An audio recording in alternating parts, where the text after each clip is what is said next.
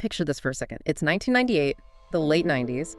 You have $8 million just burning a hole in your pocket, and you are in the market for a private island. You find 75 acres in the U.S. Virgin Islands, and it is stunning. I mean, we are talking lush jungle greenery, turquoise water, a massive luxury mansion. The whole 9 yards, guest villas, a helipad. The works. It looks like the ultimate escape. It sounds like paradise. But if you were a local living on St. Thomas back end, looking across the water at Little St. James, you didn't call it paradise. No. You had a very different name for it. You called it Pedophile Island. Which just, it sets the tone for everything we are talking about today. Welcome back to The Deep Dive. We are looking at the Jeffrey Epstein scandal, but not the version you saw on the news 5 years ago. Not at all. We're looking at the timeline that leads us right up to where we are now in early 2026. Exactly. Because the story didn't end when Epstein died. In many ways, that was just the preamble. We have a massive stack of sources here, court documents, FBI reports, and specifically the analysis of that huge file dump that happened just a few months ago. In December 2025. That's the one. And that is the key. For a long time, the story was all about rumors. But the sources we are looking at today, they're about documentation. We are talking about the mechanics of how a math teacher from Brooklyn ends up with $600 million, a private island, and the ability to bend the U.S. justice system to his will. So our mission today is to strip away the tabloid noise. We want to understand the machinery. How did the abuse ring actually work? How did the legal system fail so spectacularly back in 2008? And most critically, what exactly was in those files released after the 2024 election? The files involving Donald Trump, Bill Clinton, and the political pivot that tried to keep those pages buried. So let's unpack this. We have to start with the man himself, because the sources point out something that I think gets lost in the whole monster narrative. Jeffrey Epstein wasn't born a billionaire. Far from it. He was a math teacher at the Dalton School in New York.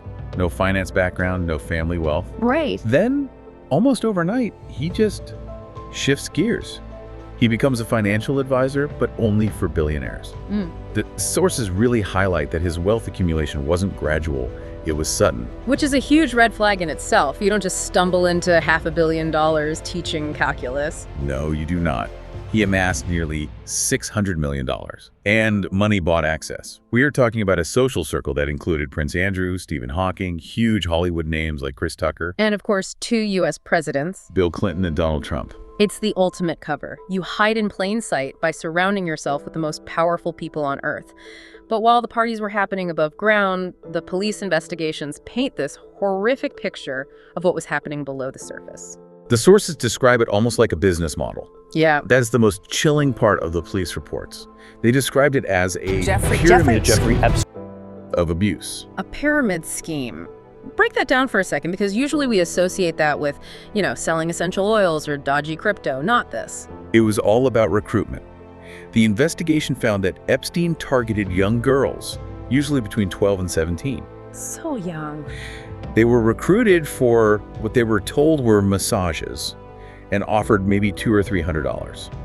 But here's the mechanism. Yeah. They were paid extra if they brought in friends. So he weaponized their trust networks. He turned the victims into recruiters. Precisely. A victim, often from a broken home or a difficult financial situation, brings in her best friend because they both need the money. It creates a chain. And once they were on the island, the power dynamics shifted completely. Oh, completely.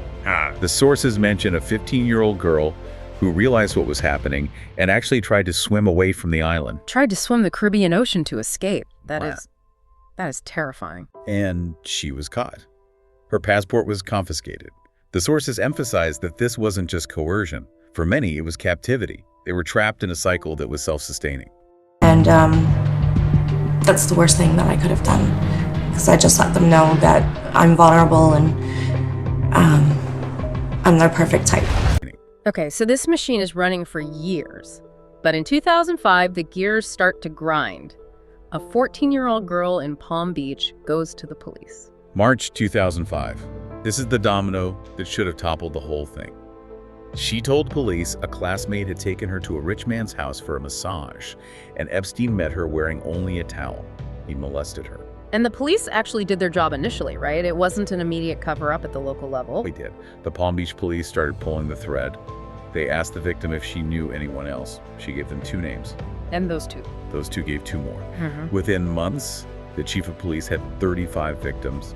And the crucial detail in the reports is that their stories were identical. Which completely rules out the he said, she said defense. This is a clear pattern. It was undeniable. By 2006, the FBI launches Operation Leap Year. They produce a 53-page indictment. They had evidence of crimes in Florida, New York, New Mexico. This was international sex trafficking. So statistically, legally. Logically, Epstein should have gone to prison for life. But he didn't. And this is the part of the deep dive that always makes my blood boil. We have to talk about the sweetheart deal. Because if you think you know about it, you probably only know the headline. The details are just shocking. This is where the legal architecture failed. Enter Alexander Acosta, the U.S. attorney in Miami at the time. Instead of dropping the hammer with federal trafficking charges, he brokered a plea deal. That is, honestly, it is studied in law schools now as an anomaly. It makes no sense. So what were the specific terms? Epstein pleaded guilty to 2 state prostitution charges. Just 2. In exchange, the federal government signed a non-prosecution agreement. Okay. But it wasn't just for Epstein. The deal granted immunity to any potential co-conspirators. Wait, hold on. So he negotiated immunity for people the police hadn't even named yet? He pre-pardoned his friends? Yes. It was a blanket shield for his entire network. It essentially said, whoever helped you is also safe. And the worst part, What? the deal was sealed. The victims were not notified that this was happening. Which is illegal. It violates the Crime Victims' Rights Act. Yeah. They were kept in the dark while their abuser walked away with an 18-month sentence. And sentence is doing a lot of heavy lifting in that phrase. Right. He was on private wing of the county jail. But the sources show he was allowing work release. He could leave jail for 12 hours a day, 6 days a week, to go to his luxury office in West Palm Beach. So he slept at the jail, but just lived his life during the day. It was a hotel with a curfew. Essentially. He checked in to sleep. He was out in 13 months. And just to close the loop on the politics of this, Alexander Acosta, the man who signed that deal, he didn't get fired. No. Years later, he was appointed Secretary of Labor. For Secretary of the Department of Labor will be Mr. Alex Acosta. Secretary of Labor in Donald Trump's first cabinet. Which just shows how small this circle really is. Okay, so Epstein skates in 2008. He goes back to the high life. But fast forward to 2018. The world has changed. The hashtag #MeToo movement is happening, the culture is changing, and a journalist named Julie K. Brown decides to look back. We cannot overstate her impact. She wrote Perversion of Justice for the Miami Herald. She tracked down 80 potential victims. She did the legwork the FBI had abandoned. Her reporting really shamed them into reopening the case, It absolutely did. The Southern District of New York had no choice. leading to his second arrest in July 2019. And this time, it looked real. No sweet deals, sex trafficking charges, 45 years in prison. The walls were finally closing in. And then, August 10th, 2019, He is found dead in his cell. ruled a suicide. The disgraced financier Jeffrey Epstein is dead. Epstein took his own life while he was behind bars facing charges of sex trafficking. But looking at the source material, the anomalies are just glaring. He was supposed to have a cellmate. He didn't. He was supposed to be on 30-minute checks. The guards fell asleep. The cameras outside his cell malfunctioned. And that birthed the meme of the decade. Epstein didn't kill himself. But here is where it gets really interesting regarding the politics. The source material highlights exactly who was pushing that narrative initially. Right. At the time, Donald Trump and his supporters were the loudest voices amplifying the conspiracy. Trump even retweeted a theory that Bill Clinton orchestrated the death to hide secrets. So the narrative was, Epstein had dirt on powerful Democrats, so the deep state took him out. That was the story. Which brings us to the 2024 election. That narrative, that the files held the secrets to destroying the Democrats, became a major campaign weapon. It was a central promise. Trump would be at rallies saying, when I win, I will declassify the Epstein files. The crowd went wild. The expectation was that this would be the final nail in the coffin for the Clinton legacy. So he wins. January 2025, Trump is back in the White House. His base is waiting. Okay, release the Kraken. And crickets. Complete silence for 6 months. Then, in July 2025, we get this massive U-turn. The DOJ, under the new Trump administration, announces that no client list exists. No client. Trump starts dismissing the whole thing. He calls it boring. He calls it a Democrat hoax. A Democrat hoax. The thing he was campaigning on 6 months prior. That is bold. It was a strategic pivot. He urged the FBI to stop looking at Epstein and focus on voter fraud instead. And the backlash was real. Even his biggest supporters were confused. I remember that. Elon Musk tweeted, and then quickly deleted, a question asking why Trump went silent. The implication was just hanging in the air. Is he protecting himself? And because the U.S. Congress is such a strange beast, this actually united the parties. It is one of the few times we have seen true bipartisanship recently. In November 2025, Democrats wanted the files to expose Trump. Republicans, the ones who weren't in the inner circle, wanted the file because they still believed the Clinton narrative. So they passed a bill. They did. Done. Forcing the release within 10 days. Trump was cornered. If he vetoed it, he looks guilty, so he signs it. And that brings us to the December dump of 2025. Thousands of documents hit the internet. They were messy, heavily redacted with black marker, but the internet is undefeated. People started reading. And the narrative that Trump had been pushing, that this was a Clinton problem, started to crumble. To be fair, and we have to look at all the sources here, Clinton is in the files. The sources confirm that.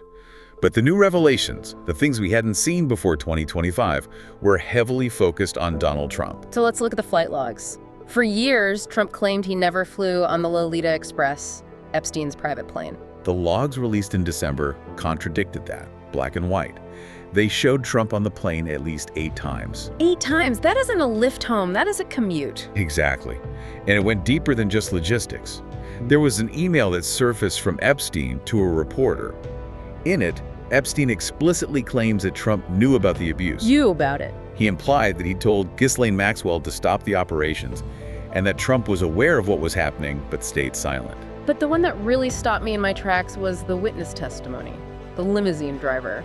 This was a report filed to the FBI in October 2020. A driver stated that back in 1995, he was driving Trump to Teterboro Airport. He alleged he heard Trump on the phone, verbally abusing a girl, referring to her and Epstein. And this driver connected the dots later on. Yes. 4 years later, in 1999, the driver spoke to a woman involved. She broke down. She claimed she'd been raped by both Epstein and Trump.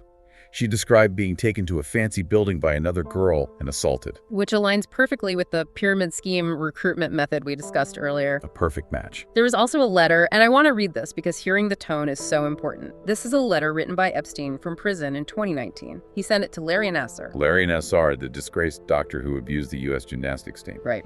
Monster to monster. Epstein writes, "We have one thing in common, our love for young ladies. Our president also loves young girls like us, but we have to eat jail food while he is president. Life is very unfair." It just makes your skin crawl. It is horrifying. But analyze it dispassionately for a second. Epstein is explicitly grouping himself, Nassar, and the sitting President Trump at the time into the same category. He isn't saying the president is a great guy. He is saying the president is a predator like us, but he has the power to avoid consequences. So how did the DOJ, Trump's DOJ, in late 2025 handle this release? Bizarrely, the sources described the Justice Department acting almost like a personal defense team. They released statements dismissing these specific allegations as untrue without even launching a formal investigation. Wow. They even claimed some of the documents in the official dump were fake, which is incredibly rare for a government body to say about its own release. It is the ultimate irony. The whole lock her up movement, the push to expose the elites, ended up exposing the very person leading the charge. It highlights a critical lesson about these deep dives. Documents don't have political parties. The initial push to release them was a political weapon intended to hurt opponents. But facts are stubborn. When the box opens, you cannot control what flies out. You can't. And we have to talk about the state of these files. We call it the December dump, but it was a total mess, wasn't it? Sloppy is the polite word. The redactions were incompetent. In some of the PDF files, the black boxes over the names were just layers. People online could literally use Photoshop to lift the black box and read the name underneath. That feels less like incompetence and more like apathy, or maybe sabotage. Probably a mix of chaos and volume. Yeah. But remember, what we saw in December is just the tip of the iceberg. The sources indicate that over 1 million documents remain unreleased or are currently stuck in what they call the redaction phase. 1 million documents, so we really don't know the half of it yet. Not even close. There's still the mystery of the Black Book Epstein's contact list. We know the famous names. But the expectation is that there are hundreds of other names, CEOs, foreign leaders, academics, sitting in those unreleased boxes. It brings us back to the start. We have a dead financier, a compromised justice system, and a public that is slowly, painfully getting the truth. What is the takeaway here? If you zoom out, this isn't about left versus right. It is about the mechanism of power protecting its own. Think about it. The system bent over backwards in 2008 to give Epstein that sweetheart deal. Right. Then, in 2025, the system bent over backwards again to deny the validity of the files. It is a closed loop. Exactly. It doesn't matter if it's a Democrat or a Republican, a prince or a prime minister. The legal architecture is designed to shield those at the very top from the consequences that would crush you or me. So it's up versus down, not left versus right. Precisely. And the deep dive isn't just about the crimes committed on Little St. James. It is about the prosecutors who look the other way, the politicians who use the rumors for leverage, and the silence that was bought and paid for. And the story isn't over. We are sitting here in 2026. The courts are still fighting over those million documents. That is the lingering threat. The December dump was damaging for Trump, absolutely. But who else is sweating right now? That is the billion-dollar question. We know the network was global. We know it involved intelligence agencies, banks, and governments.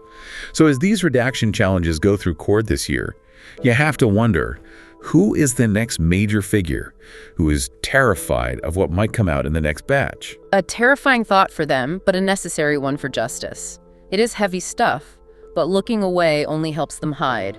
Thanks for going down the rabbit hole with us. Knowledge is the only way to break the cycle. Couldn't agree more. We will see you on the next deep dive. Stay curious.